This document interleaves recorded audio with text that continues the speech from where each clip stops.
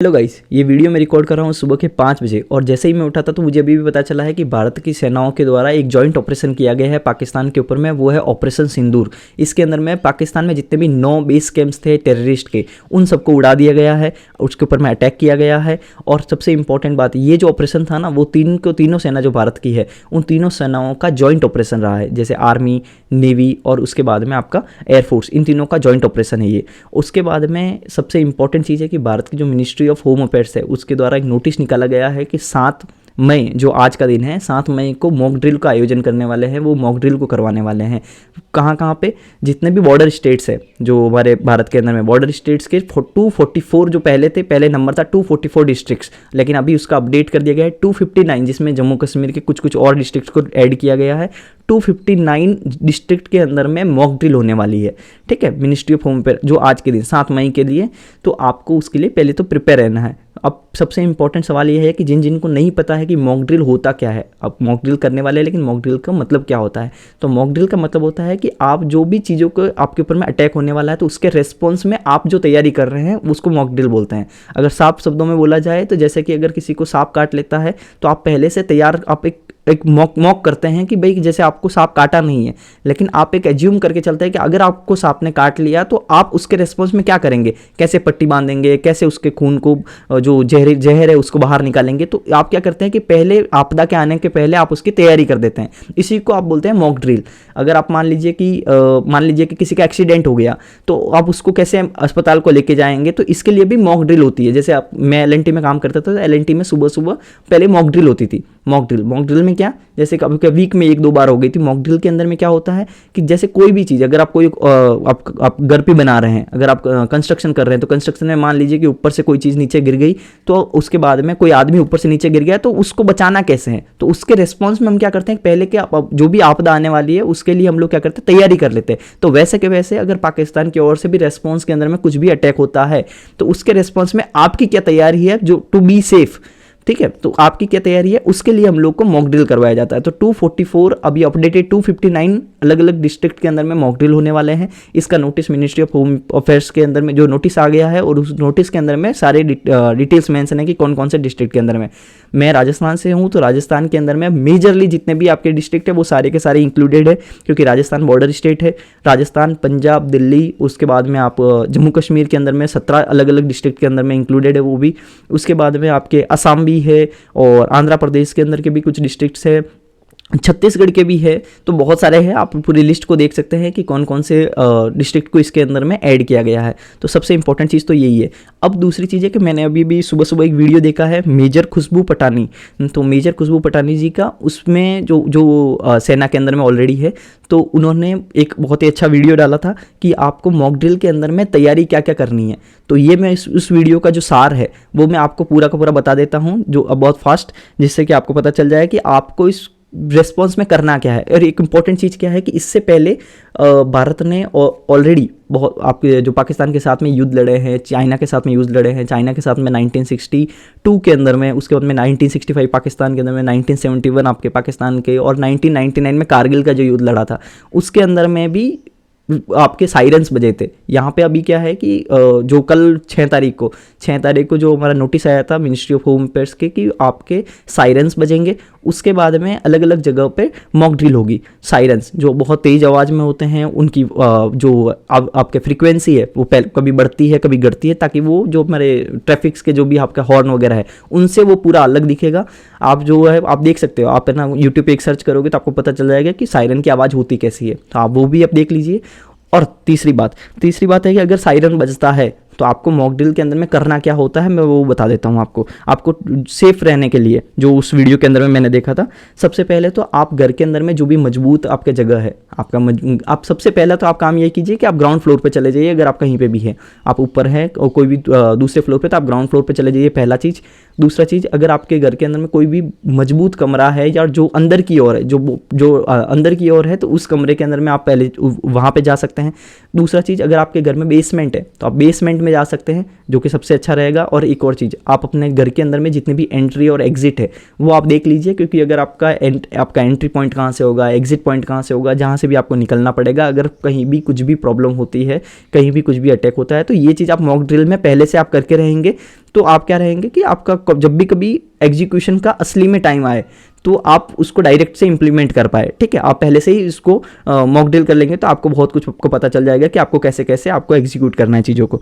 उसके बाद में ग्राउंड फ्लोर पे चले जाए, बेसमेंट में। उसके बाद में एक और इंपॉर्टेंट चीज़ है कि जो भी बड़ी बड़ी बिल्डिंग्स है, अगर आप कोई सिटी के अंदर में रहते हैं और बड़ी बड़ी बिल्डिंग्स है आपके पास में, तो उस बड़ी बड़ी बिल्डिंग के पास में नहीं रहना है, क्योंकि अगर कोई भी ऐसा अटैक होता है तो वो पहले सबसे पहले बड़ी बिल्डिंग के ऊपर ही होता है, और अगर उसका जो भी मलबा रहेगा अगर आप उसके पास रहेंगे तो आपके ऊपर में गिरेगा, तो वो आपके लिए बहुत ज़्यादा खतरनाक हो जाएगा। तो एक तो ये चीज़ है।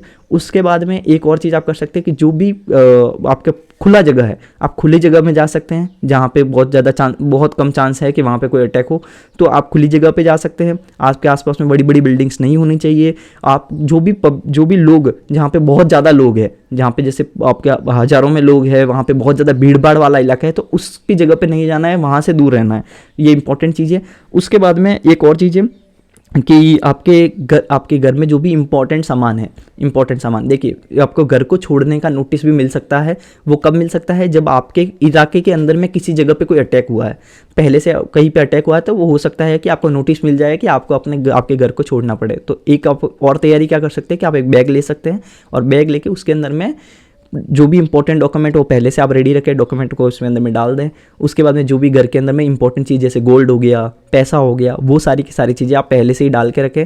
और उसके बाद में आप क्या करें कि वो बैग रेडी रखें। अगर आपको कभी भी किसी सिचुएशन में अगर घर को छोड़ के जाना भी पड़े तो आप क्या करें कि आप डायरेक्ट से आप इसको बैग को लिए और आप निकल लिए। ठीक है, तो एक चीज़ आपको ये करके रखनी है। एक और चीज़ है कि आपके पास में आपको छोटी टॉर्च रखनी है। टॉर्च, ये टॉर्च क्यों रखनी है? पहले एक चीज़, इससे पहले एक और चीज़ आती है कि आपको एक इसके अंदर में एक वर्ड आता है कंप्लीट ब्लैकआउट।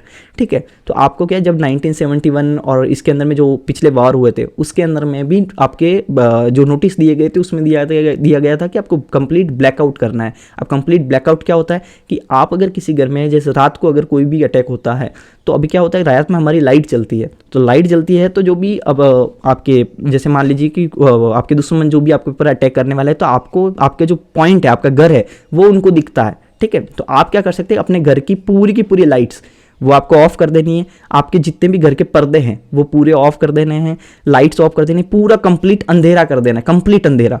तो कंप्लीट अंधेरा करने से क्या होगा कि आपकी लोकेशन को लोकेट नहीं कर पाएंगे। ठीक है, तो सबसे इंपॉर्टेंट चीज़ ये भी है। और इस कंप्लीट को अंधेरा करोगे तो आपके पास में कहीं भी अगर आपको एग्जिट निकलना भी होगा, आपको एग्जिट करना भी होगा, तो आपके पास में अंधेरे में तो आपको दिखेगा नहीं।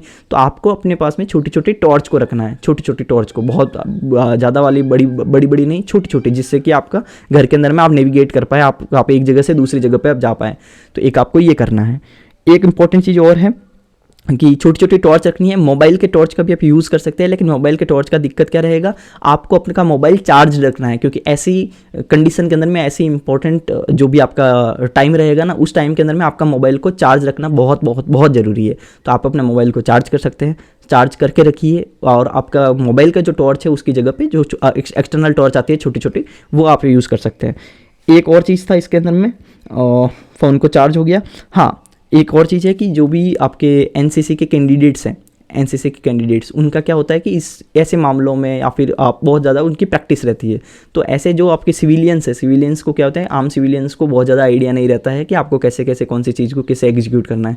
तो जितने भी एनसीसी के कैंडिडेट्स हैं, जितने भी जिन्होंने ऑलरेडी ये सब एक्टिविटीज़ कर रखी है, तो वो सबसे इंपॉर्टेंट चीज़ है कि वो इसके अंदर में हेड कर सकते हैं, लोगों को समझा सकते हैं, लोगों को बता सकते हैं कि कैसे कैसे आपको चीज़ों को एग्जीक्यूट करना है। तो ये उनके लिए उनकी ये हेल्प है ना, बहुत ज़्यादा काम आएगी। तो एक ये चीज़ है। और तो बाकी ठीक है। और हाँ, एक इंपॉर्टेंट चीज़, सबसे दिक्कत वाली बात एक रहती है कि जब भी मॉक ड्रिल होता है ना, जैसे मैं भी कंपनी में काम करता था, तो वहाँ पे मॉक ड्रिल होते हैं तो लोग उनको मजाक में लेते हैं कि नहीं अभी ऐसा थोड़ी है, सांप खा जाएगा, सांप काट जाएगा, ये क्या ही कर रहे हैं, पागल है। तो ये जो चीज़ होती है ना, ये आपको करना नहीं है, क्योंकि ये टाइम मजाक का तो है नहीं कि आप मजाक कर रहे हैं कि आप बैठ के कि अरे ये कैसे घर का लाइट का अंधेरा कर दिए, ये ऐसा होने वाला थोड़ी है। जैसे कि हम कोई भी एक्टिविटी हम करते हैं तो हम मजाक उड़ाते हैं ना, तो वो वाला मजाक नहीं, क्योंकि अटैक अभी हुआ नहीं है, लेकिन हो गया ना, तो जो मजाक उड़ाने वाली जो चीज़ है ना, वो धरी की धरी रह जाएगी। तो आपको जो चीज़ है ना, आपको क्या करनी है कि आप अपने आप को जितना प्रिपेयर करेंगे ना, तो उतना ही नुकसान जो भारत देश का है वही कम होने वाला है। तो आप अपने आप को जितना प्रिपेयर करेंगे मुसीबतों के लिए, तो वो मुसीबतों के, जब मुसीबत आएगी ना, तो आप जो एक्टिविटीज़ करने वाले हैं वो आपको वही बचाएगी। ठीक है। तो आपको मॉक ड्रिल के अंदर में पार्टिसिपेट करना है। अगर आप राजस्थान के हैं, जैसे मैं ब्यावर ज़िले से हूँ, तो मैंने लिस्ट के मैंने नाम देखा है, ब्यावर ज़िले का नाम है उसके अंदर में, ठीक है। तो मैं भी मॉक ड्रिल के अंदर में पार्टिसिपेट करने वाला हूँ। जब भी कोई भी हमें सायरन वगैरह बजेगा या फिर हमें कोई नोटिस दिया जाएगा तो मैं भी वो करने वाला हूँ। तो आप भी उसमें पार्टिसिपेट करें।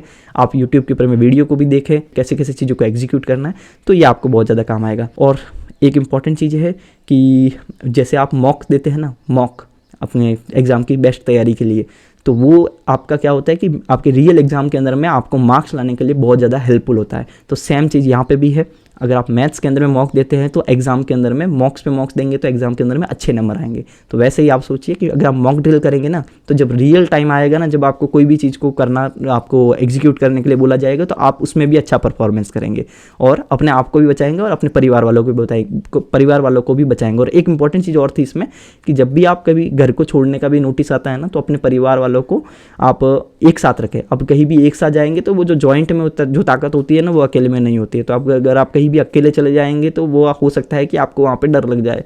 जो भी चीज़ें आप परिवार के साथ रहेंगे तो वो आपको बहुत ज़्यादा फ़ायदा देगा। एक ये भी पॉइंट है जो उन्होंने बताया था। और एक और चीज़ था, हाँ, जो आप ग्राउंड के अंदर में आप जब जाते हैं ना, ग्राउंड जैसे से मुझे याद आ रहा है, मैं वो बताते जा रहा हूँ आपको। जैसे ग्राउंड के अंदर में अगर आप खुले ग्राउंड के अंदर में जाते हैं तो आपको लेट जाना है, वहाँ पे खड़े नहीं रहना है, क्योंकि लेट जाते हैं तो जो वाइब्रेशंस होती है ना, जो करंट्स होते हैं, तो वाइब्रेशंस जो होती है, वो वाइब्रेशंस आपको शॉक जो वेव होती है वो आपको कम लगती है, ठीक है। शॉक वेव आपको बहुत ज़्यादा कम लगेगी, तो आपको लेट जाना है, ना कि खड़े रहना है। तो एक ये भी चीज़ है, ठीक है। तो आप अपने आप को सेफ रखिए। कमेंट सेक्शन के अंदर में जय हिंद लिखिए। आप इसको कैसे देखते हैं, आप मॉक ड्रिल के अंदर में पार्टिसिपेट करेंगे कि नहीं करेंगे, वो भी आप कमेंट सेक्शन के अंदर में लिख के बताएं, ठीक है। अपने आप का भी ख्याल रखें और अपने परिवार का भी ख्याल रखें, अपने पड़ोसियों का भी ख्याल रखें। और ऐसे टाइम के अंदर में बटे किस तरीके से, ना पार्टी के तौर पे, ना किसी भी और पॉइंट्स के ऊपर में, कि आप कोई भी पार्टी के तौर पे भी आपको टुकड़ों में बंटना नहीं है कि आपका विचारधारा क्या है। सबकी विचारधारा इस समय सिर्फ एक होनी चाहिए, वो है कि आपको साथ देना है सेना का भी, और अपने परिवार को और अपने आप को सेफ रखना है, ठीक है। Thank you. और इस चैनल को सब्सक्राइब कर दीजिए। मैं मैथ्स पढ़ाता हूँ, तो अगर आप किसी भी कंपटीशन एग्जाम की तैयारी कर रहे हैं तो आपको मैथ्स को अगर आपको सीखना है तो आप इस चैनल से जुड़ सकते हैं, ठीक है। और बाकी वीडियोज़ को भी देख सकते हैं। Thank you, bye bye.